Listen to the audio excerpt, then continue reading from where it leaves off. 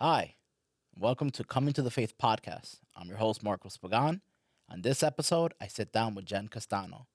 She is a woman of international intrigue, but she's a woman. She's a human. She has struggles, battled depression, and a bunch of other things. But God still continually has been faithful and used her. And she took his word to the nations. I pray this episode blesses you. Happy Mother's Day.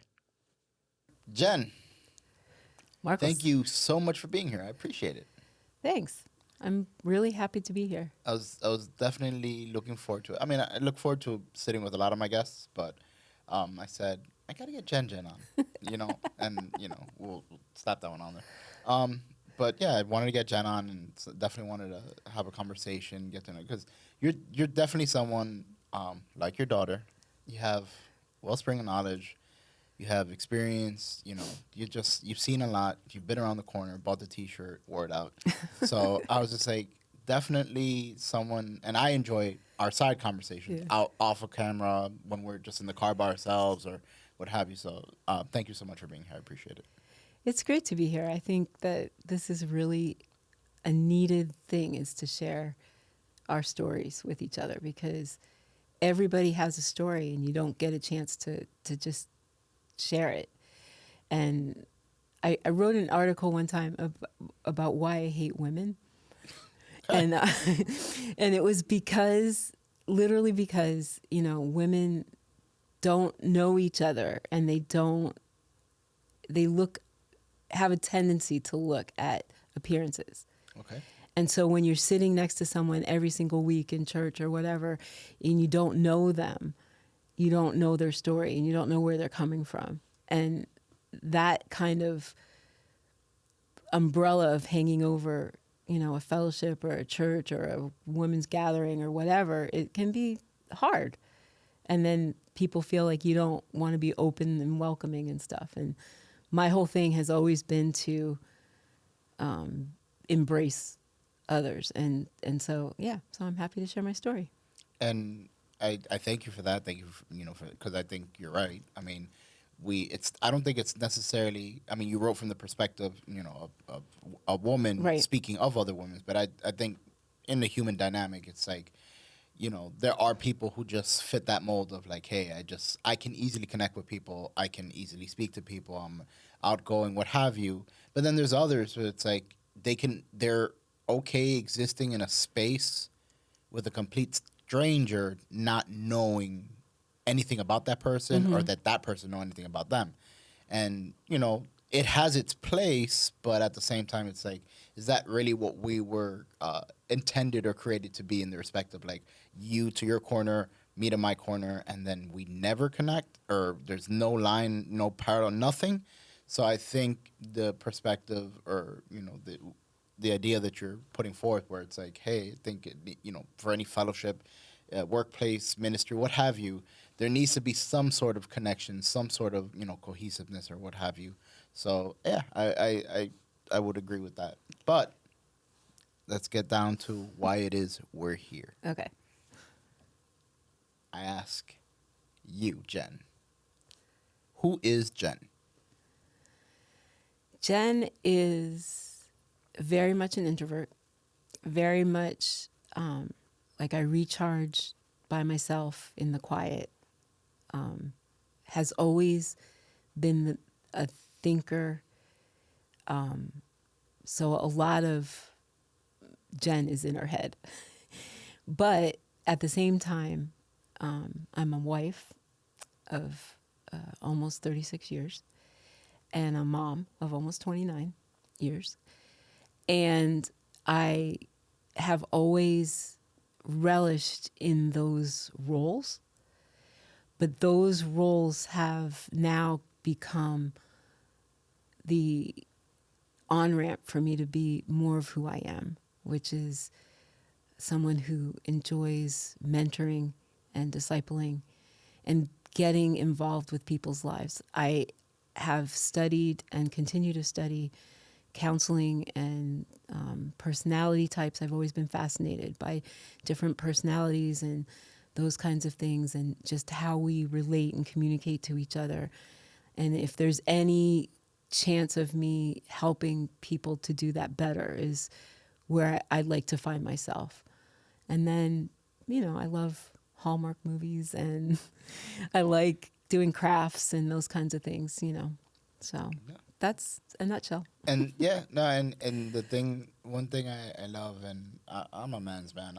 I have no problem. I'll wear it. It is what it is. But I love actually discussing, not all. Again, I don't have any kind of membership to anything or what have you. But I remember, I did share with you. It's like, yeah, it's not my go-to, but I've been guilty of sitting down in front of the TV and watching a Hallmark movie, especially like around like the The holidays. holidays, yeah. Yeah, I'll watch a Hallmark movie or two with my wife, and I'll get just sucked into it. I was like, see, she can't do that because she's not going to be able to get the Christmas tree on time back to the house or whatever. So, and yeah, so I guilty. But it's a guilty pleasure only because you can just kind of disconnect. Like you don't have to really pay attention. Well, yeah. You kind of know where it's going, Yeah. and you can just kind of let it ride. While you're doing crafting or Yeah, yeah. I get needlepoint. that. Like background noise. If Background anything. noise, You don't yeah. necessarily to be Yeah. like sucked into the storyline. Like there's of a these things. series of movies that I will go back to all the time, and it's because it feels like a warm sweater to me. Okay. Because I can Get that. just recognize or like there's TV shows too that they're comfort shows. Yeah, I get that. And Hallmark is the same, except that they might put it in the Amazon, then they'll take it to Europe, or and since I love to travel as well, I love to see different places. So. And you're definitely someone, I've held, many a conversation with you. I've heard a lot of your story and what have you. Another reason why I wanted to have you on, because like I said, you have a lot of experience. You've seen, because of your traveling, you've seen a lot. You've experienced a lot in, just travel for ministry, travel for pleasure, whatever that looks like.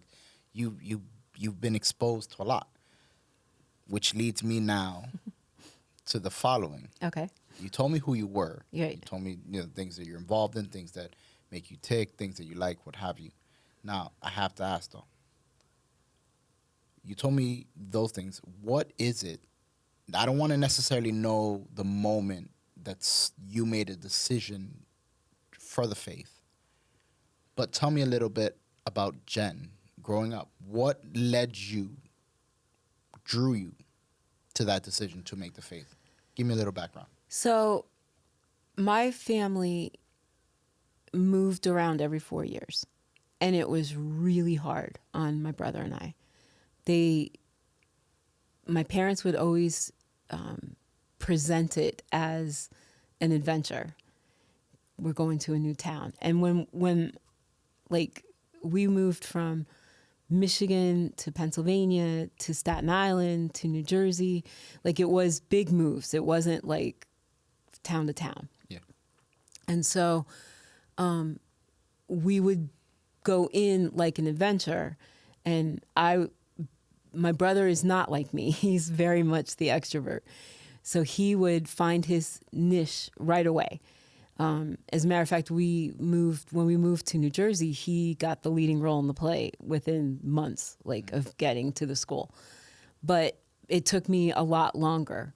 But one thing my parents always did was they always found a church, and they always became involved in a local church. And it was always a denomination, Presbyterian, Methodist, Congregational, those kinds of things. Okay. But we always would get involved. I was in a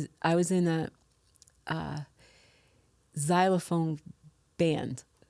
It was all xylophones, and we just learned they're called Orff, but the brand is, and there was like 4 or 5 of us kids that were around the same age, and we would play different arrangements of different things, or the youth choir, or the youth group, or those kinds of things. So they always got involved. So it was always a part of my life. And then when I went away to college, I found a church, and that was the first time that I remember a pastor at the end saying, if you want to know more about like a personal relationship, come see me after.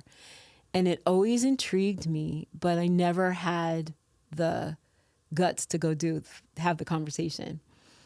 And I don't know where he was, like, because he was so denominationally based, I don't know if he would have, I don't know how he would have spun it, but so along with that, once I became like a high schooler or so, I would get very depressed from September, and it would last till like November, and very depressed. And the year that I was here in New Jersey, living on campus at Stockton State College, which is now Stockton University, I got hit with the depression, and I happened to call my friend, who is now my husband, and tell him, I don't know what I'm doing. I don't want to be here anymore. I don't want to be alive anymore. However, I knew I didn't have the guts to kill myself, and that had been the pattern. And so he actually was somebody I had met my first semester there, and he had gone home after and gotten saved himself. And so when I had that low point, I knew if I called him, he would be a safe place, because I have never to this day seen anyone change as much as he did from May to September. And he was very vocal about why. And so he came and got me off campus. He was living off campus. He came and picked me up and led me to the Lord. And from that time on, it something in me changed. You have to grow in faith. You have to work out salvation. You have to learn the word and get the word in. It took me almost a year before I was willing to go to a church. But I was now in a different place, and I knew that I was changing from the inside. And there was enough Christians on campus that he was associated with and that I became associated with, that became my closest friends at the time, that I could tap into different aspects of early discipleship, and learning, what it is to do and stuff. And then once we became part of the church, we were driving from Stockton 2 hours to Elizabeth to go to church, and we would come up 3 or 4 times a week, 2 hours at a time. Wow. Yeah. So we would come up for different things, and then come up for the weekends. And so that became a really big growth, like, spurt in my life, and prepared me for some of the other things that would come along. All right. So you started by stating that your family, you guys moved around a lot, what have you, and then we got to the point to where you at to some degree your family, it may not have been the faith in which you made your profession of faith, but you went to a Lutheran church or Methodist or what have you. There was some sense of community. There was some need for spiritual guidance or connection or what have you. So then you had this encounter, with this one pastor, and you had no framework. You had no reference for, well, what is he talking about? Making the prophet, like, what's this and that? And you have all these questions. Now, fast forward, you are in college now, today, Stockton University. You're in college, and then you say, okay, you have this encounter. Obviously, something you were dealing with, something personal inside of you, and you reach out to your friend. He leads you or encourages you, leads you to know of who this encounter he's had. And then that basically pulls you into, like, well, I saw this change. And to your point, you said it was drastic from May to September. It was a different person. So what I'd be curious to know is, so how old were you when you made your profession of faith? I was 20. All right. So let's call it 20. And then on top of that, then now you and your now husband, friend then, but you and Mm-hmm. your now husband are basically, going after the Lord. I mean, 2 and 3 times a week from Stockton University to Elizabeth, New Mm-hmm. Jersey, my hometown, Mm-hmm. birthplace of yours truly. Um, back and forth. I'm listening to it. I'm like, man, that's a trek. Yeah. That something had to have gone off in both Jen's heart as well as her mind, and your husband now, but friend then, for you guys to, because that's 2 hours each Yep. way, so that's a 4 hour trek So, in a day. So it, what was that? well, it was, I mean, that's at the bare minimum. That's 4 hours where, hey, you're in a car with this friend right. that you can either discuss where you're at the moment, or debrief, or talk about what you just encountered Right. coming back from whatever activity or what have you. So, yes, that's exactly what happened is we would spend all that time together, getting to know each other, talking about what we were going through, what we were learning, like all that kind of stuff. And then you'd come up and you'd have the teaching and you'd talk about that after, or the worship, the experiences. And so it was really great. At that point, my faith was very much connected to him. Like I didn't separate a lot because I wasn't being discipled and mentored and and learning how a lot to do it on my own. It was just kind of what we were doing that kept me from feeling as awful as I had been. So it took a lot of different life experiences to kind of pull me away from him for a season where I was like, I can either choose to go back to the depression or I can choose to figure out this Jesus thing on my own. And that really, really got me like grounded in who I wanted to be instead of who I had been. And also because of,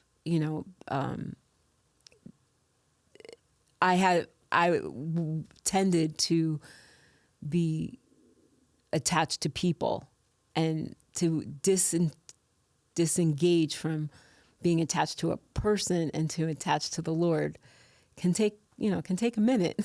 Well, yeah. and because you can see the person, you can talk to the person talks back to you, and God is a little not as present, when you're first learning about who he is, and that it was personal, because I had grown up knowing all the Bible stories, knowing that, we pray to a God, we ask him for forgiveness, you pray the Lord's Prayer and all these different things, but it wasn't personal.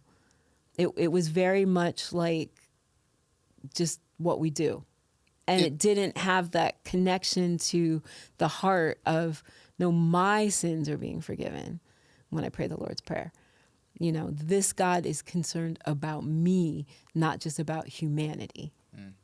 And you were, like I said earlier, you were basically introduced to the religion, the rituals, At the tenets, beginning, yeah. in the Yeah, beginning. growing up. That was your exposure. But now, this idea or this religion or what have you now was becoming a reality. Right. Now there was And personal. and yeah, it was more personalized. Things are coming up where you're like, really, and then even I can't speak for you, but even in me, like there's been times throughout my walk where I've been confronted with certain things where it's like, okay, Lord, you want to work this out with me. You want me to pay attention to this, or I need to let it go, or whatever that is.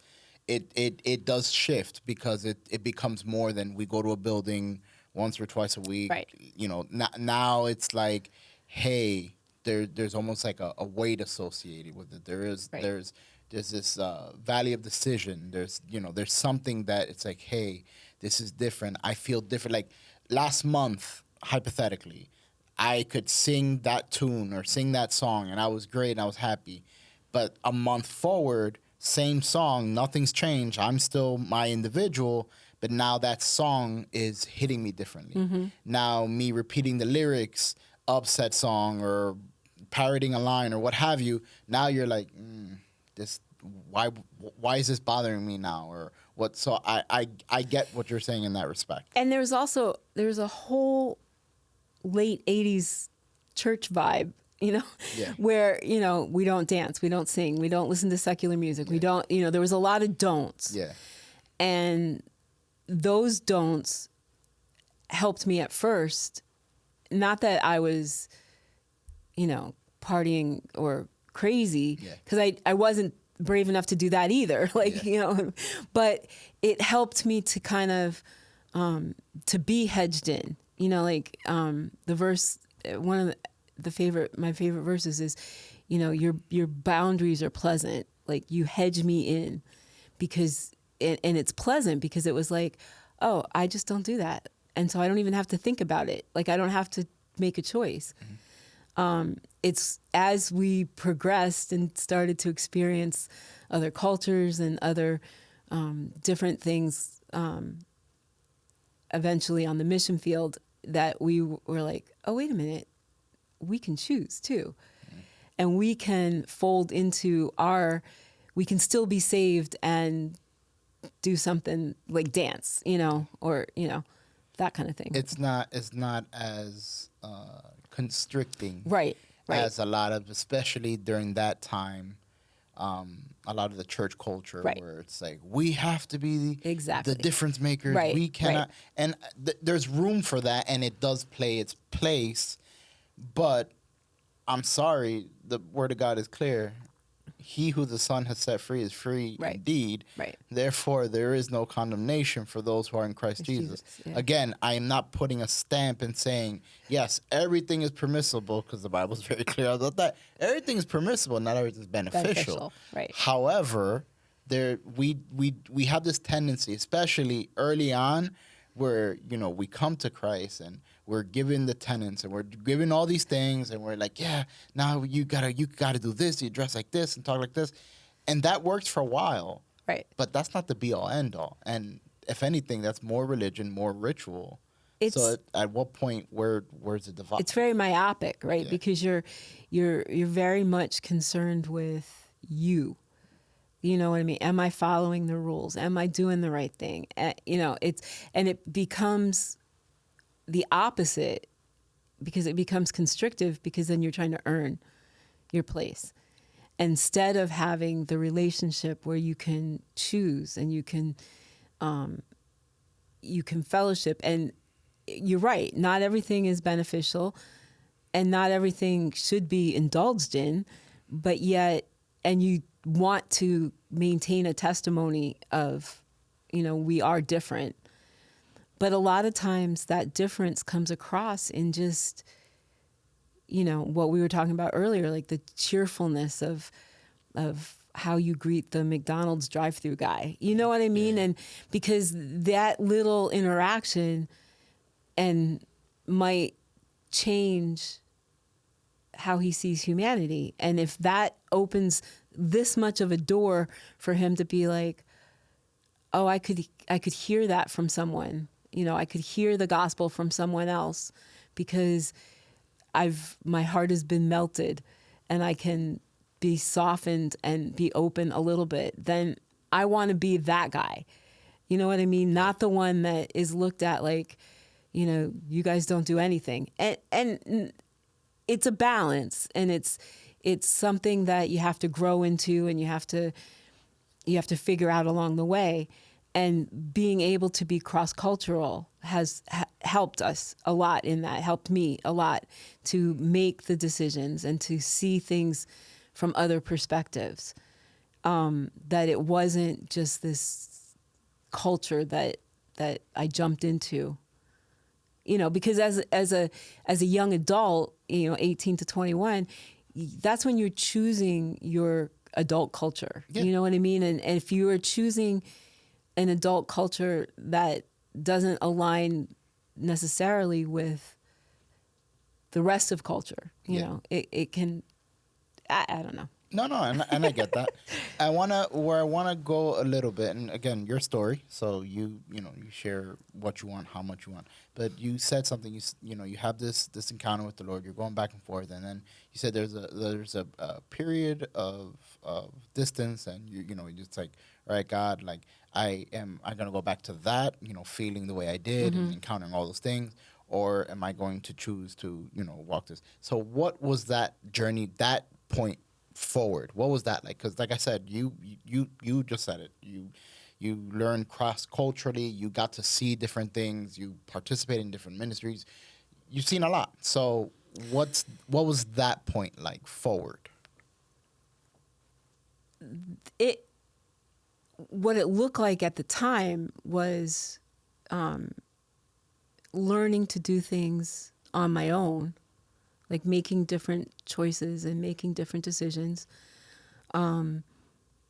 becoming more accepting of who I was.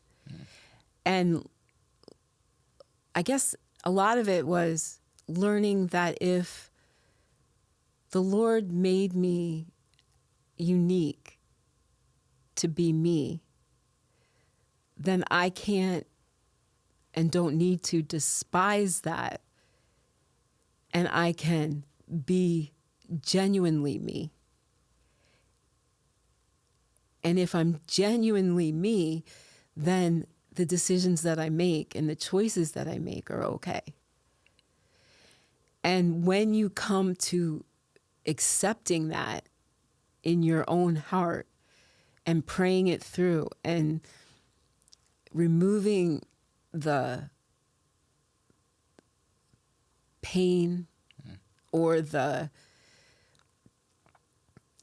I don't like the term forgiving yourself, but it's an aspect of that, of like letting go of what you thought you should be or who you thought you should be or what your parents made you to be or what all that kind of stuff, and embracing who you are and embracing the identity that you have as the unique creation of God the Father.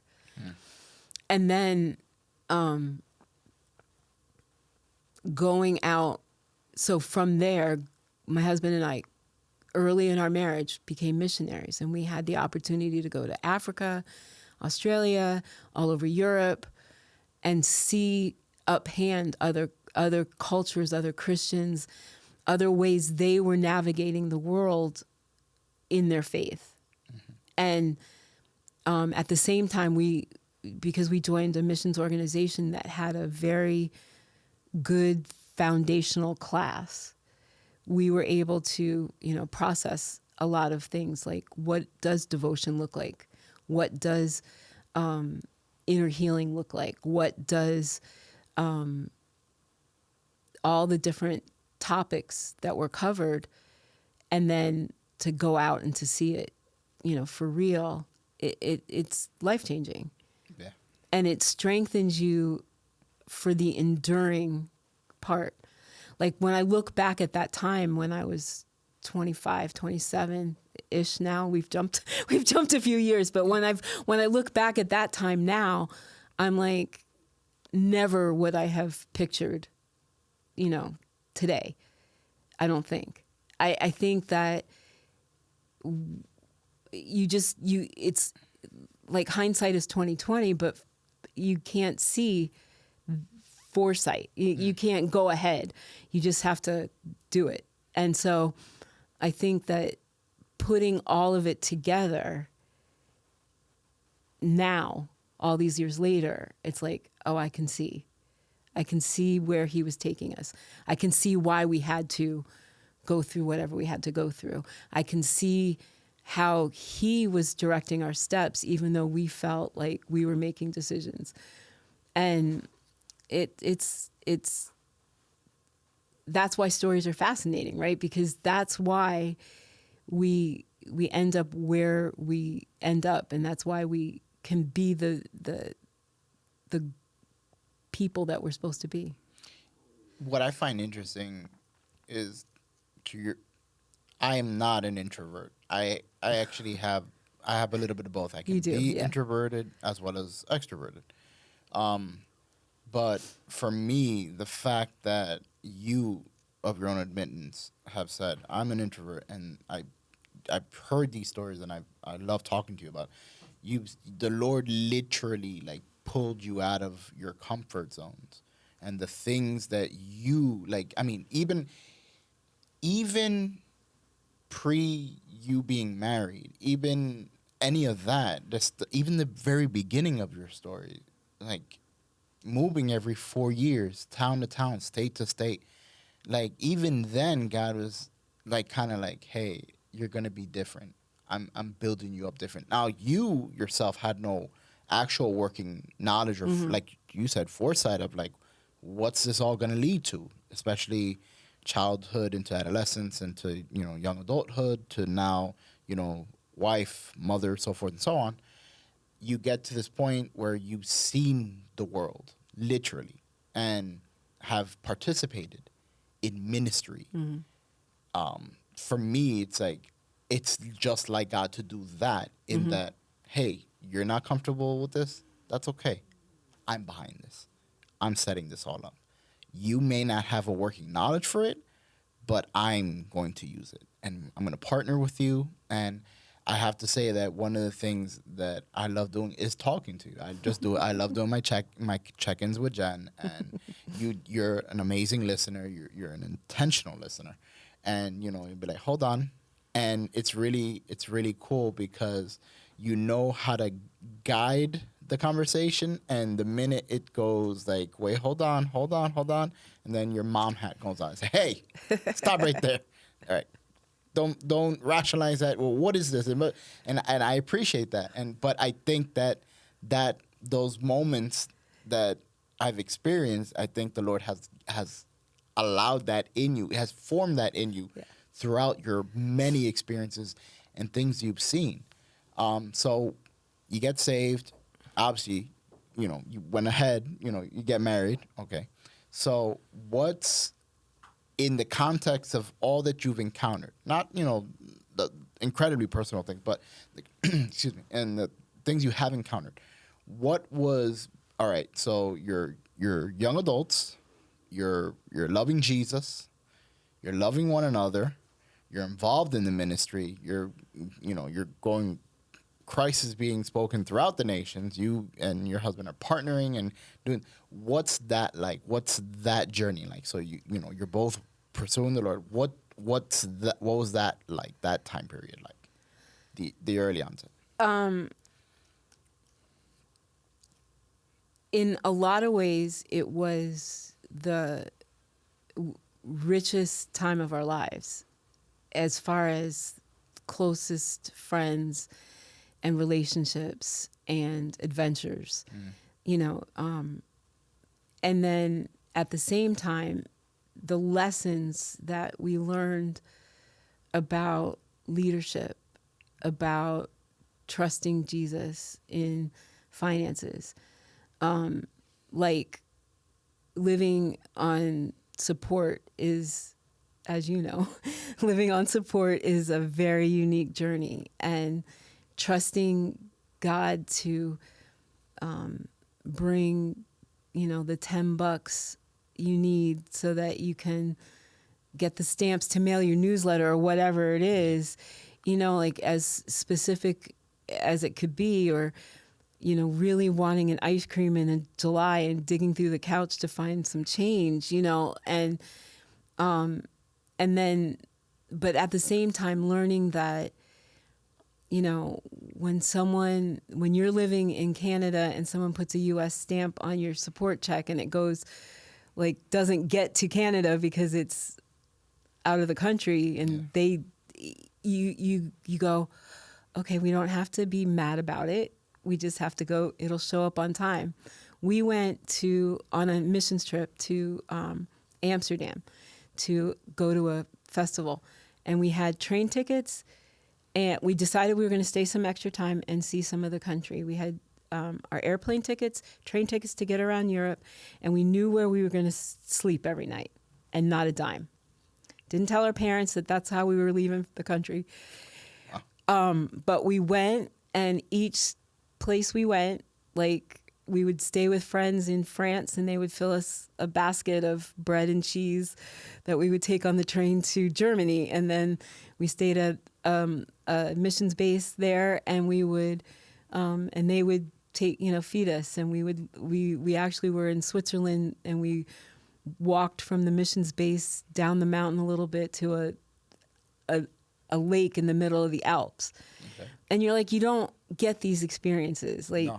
right. You know what I mean? Yeah. Like, and the fact that we had no money just didn't seem to matter. Like, we knew eventually our support would kick in and catch up to us, and, but it was okay, and those kinds of, and that would never have been me.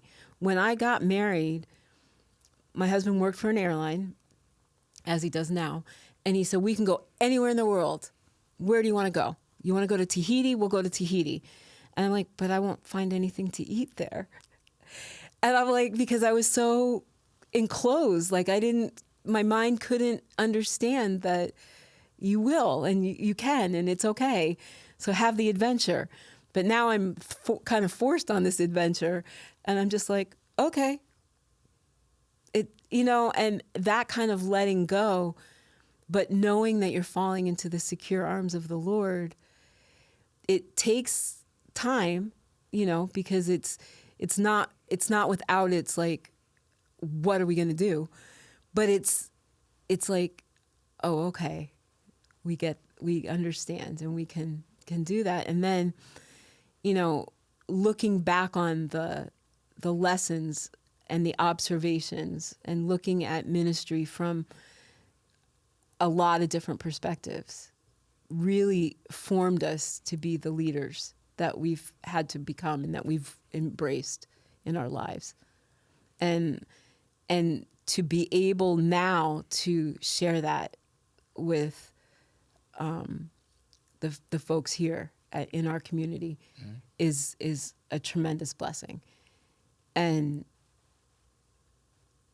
it is a lot of, oh, I saw that, I don't want to do that, so I'm going to do this. But that's okay, because you also come to realize that they're just doing the best they can too, and with whatever they had, they're doing the best, and so you do the best you can and hope that those looking at you behind you are gonna learn lessons as well and apply them.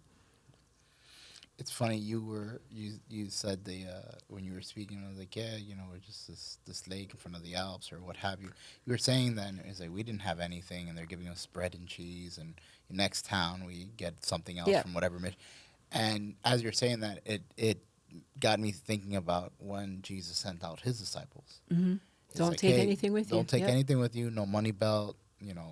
One set of clothes, and at the house that invites you, you stay and you bless them and keep them.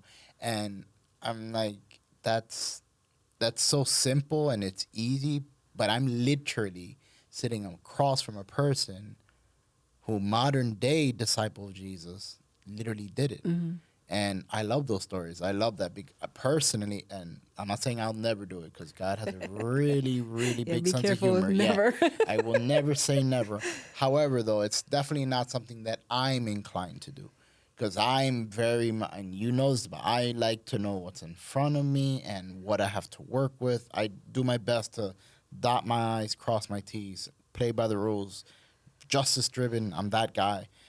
But people like you, though, especially you, given your temperament, the fact that you've had the experiences you've had, you've gone to the places you've had, and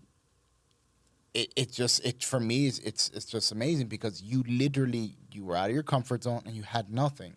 And I'm saying that in humility, Mm-hmm. like you had nothing, but the Lord provided, and it wasn't glitz and glamoury. Like, yes, I'm sure throughout your marriage and your life, I'm sure you've had pockets of that or moments where it's like, wow, that's beautiful and this has been great and it's wonderful. But you've had the valleys, and I think that speaks to the bigger picture of being a disciple of Jesus, of the faith. It's like, yeah, we have victory in Him. Yes, we are a victorious people. Yes, he loves us. He blesses us. But he's not just that. He's not just a genie looking to Right. make sure, that we have a good time, because what we do on this earth, what we do on this side of eternity, it's got to point to a greater picture. It's got to point to his glory. Everything he does is for his glory. So the fact that you were able to reach the nations, encounter the nations, and the Lord, you may not have done it first class, you may have not done it in a suite and what have you, but the Lord, that kiss of like, hey, it may not look the way anybody else might have envisioned it, but I'm going to take you to places and locations of which you never dreamed you Right. would be a part of, and I'm going to use it for my glory. Right. I'm going to partner with you, with your husband or the team that you're with, for my glory. And again, you didn't have a lot, but he provided what you needed for those different instances in your life. Yep. And I just think it points to a greater story.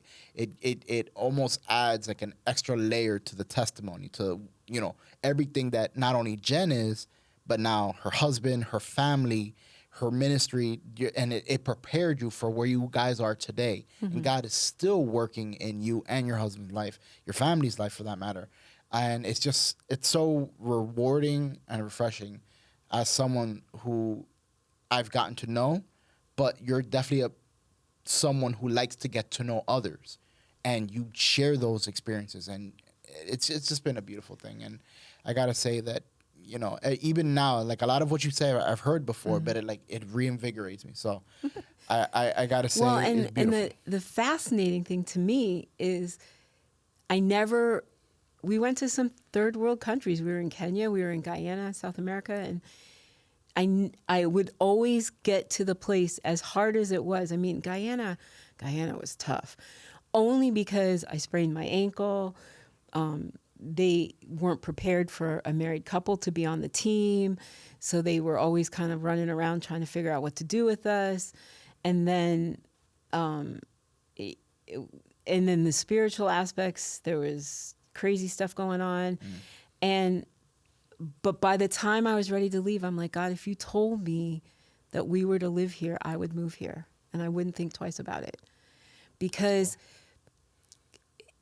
of the heart that he gives you for the land, and the way that he carries you through the hard times, for the bigger picture.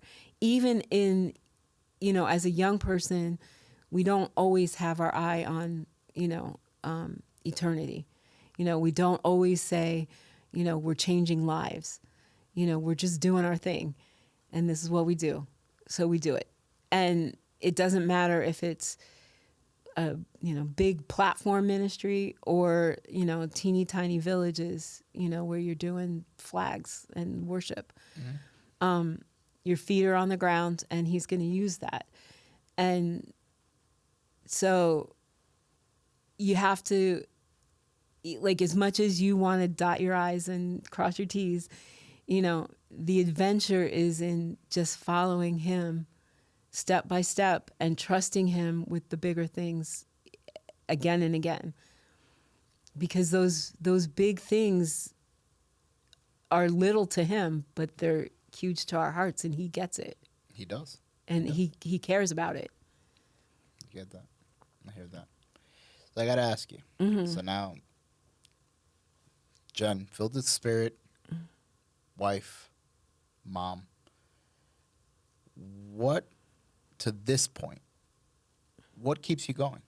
Because you said it yourself, 30 plus in marriage, mom for, approaching 29, 30 years, still in ministry, Yep. still loving others, serving your communities, serving the Lord, doing all those things.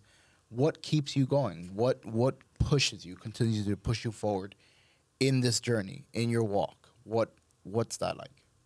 I think for me, the biggest thing is over the last 4 years or so, I have really embraced a part of me that probably was dormant when I was doing all the other things, right? Because you know, when you're on the mission field, you're busy. When you're a young mom, you're busy. You know, so I've embraced, as I've become older and more mature and had more time, whatever that looks like, to study and to really dig into the Word and to learn how to get to know Him in a different way, in that way. You know, a lot of times when you're handling, you know, young life, you know, young adult life, you kind of kick into autopilot. Yeah. And so you're going from church service to church service, not because you don't want to spend time with Him in the middle of the week, but just because the demands of the day might not allow that. And you know, you find little pockets of, you know, listening to a teaching on the radio but listening to the teaching, or, you know, putting on a worship song or something like that. But you don't have the time to actually, you know, look at all the different study techniques and stuff. And part of being older now is being able to embrace a little bit more of that time and a little bit of a slower pace where I can spend, you know, time looking at different things and just in a love for His Word has just really captured my heart. And that is what is 100% keeping me going right now. And then having opportunities to teach in a way that I've never had before, as part of our internship mostly, but just giving that part of, you know, what I enjoyed, you know, like from being a preschool teacher and when I was 20 to now being able to share with, you know, the internship discipleship part, which has always been my heart, you know. So I think seeing like almost like a full circle moments of, you know, like you kind of summed up, is I took these things that were in you when you were young, I've matured them, and I'm still using them, and I'm giving you joy in that. No, and I see the fruit of it. I mean, you know, you definitely you support not only your family, but you support the ministry, and you've definitely leaned into what God has for you and His purposes and what He's doing as far as equipping fellow believers, equipping next generation, equipping women. So I've seen it and it's beautiful. But thank you for sharing that. So lead me to my next question, though. Okay. And this is the one question everybody either has a similar response, no response. Everything's different. Every story is different. That's why I love the format. I love the podcast for that. But I have to ask you, John, if there is anything that you would say to your former self, or anyone who might be encountering some of the struggles you had. You had mentioned that you battled depression, which is something that has always been, has only increased over time, but you've battled depression. You've encountered a myriad of different issues throughout. If there's anything you could say to your former self, or a word of encouragement, what have you, phrase, what is it you would say to them? Like, what would you say to your former self or that person? So part of my story, which we didn't go into, is miscarriage. And you can't make me cry twice. That's not fair. Listen. Okay, but I would say to my former self that the pain that obviously I still feel from the miscarriages is not my end. And as hard as that was, I make the very ugly face, as hard as that was at the time, it doesn't define who I am. Yeah. And I wish when I was going through that I could have known that. Yeah. Not to belittle that feeling, because part of my journey Part of what makes me the bonus mom to the people I love dearly is that I can relate to that tragic Yeah. stuff. And I can appreciate when someone says, I don't know where to put this. Because that I have nowhere to put in my whole faith walk. There is no place for that because I understand it in my head, right? We live in a fallen world. And there are things that we go through that we just don't understand. But wearing it as a definition for years, whether it be because my body wasn't capable of having the baby, or because of whatever, we weren't financially ready, or we couldn't do this, we couldn't do that, or even just being able to adjust that.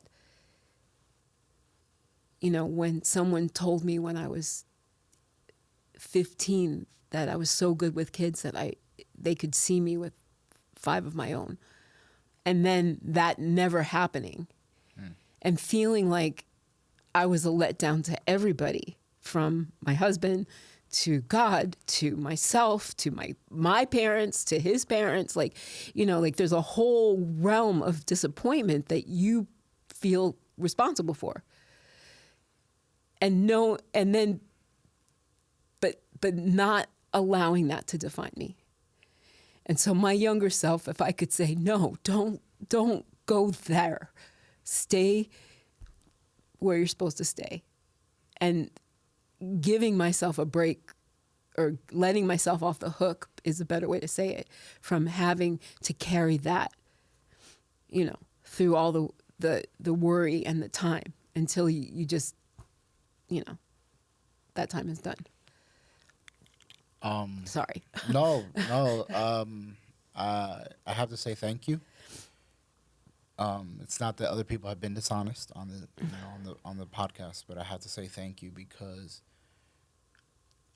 as someone who has witnessed their spouse go through what you went through, it's not any easier. No. But I will encourage you that what your statement did, it did 2 things. A, it not only reaffirmed to me, but it reassured our audience that just because we're believers, just because we love Jesus, doesn't mean we don't encounter tough times. Right.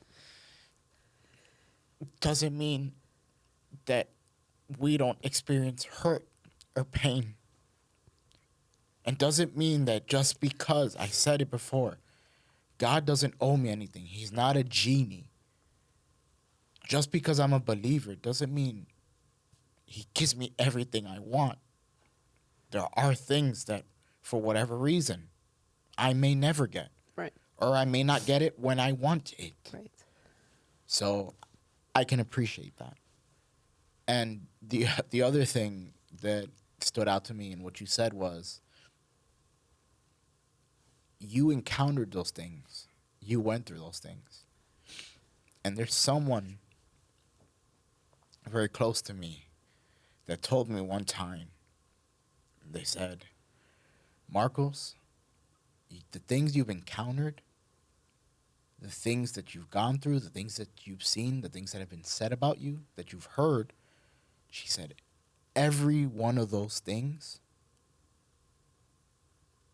is something that the Lord allowed to happen because you're going to be able to speak into the life of someone who is either going through that same thing or has gone through it. And you're going to be able to understand them, relate to them, speak to them on their level, not speak over their heads.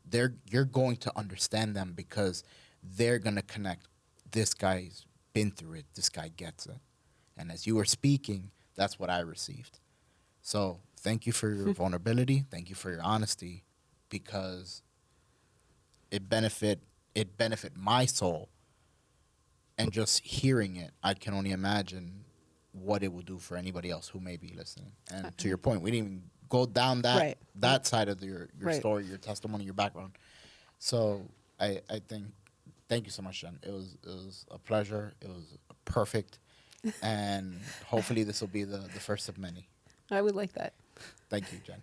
Thank you. Thank you so much for watching that episode. We pray that it blessed you. If you enjoyed that episode, please feel free to check back every month when we'll have a new story and a new guest. Until next time, God bless.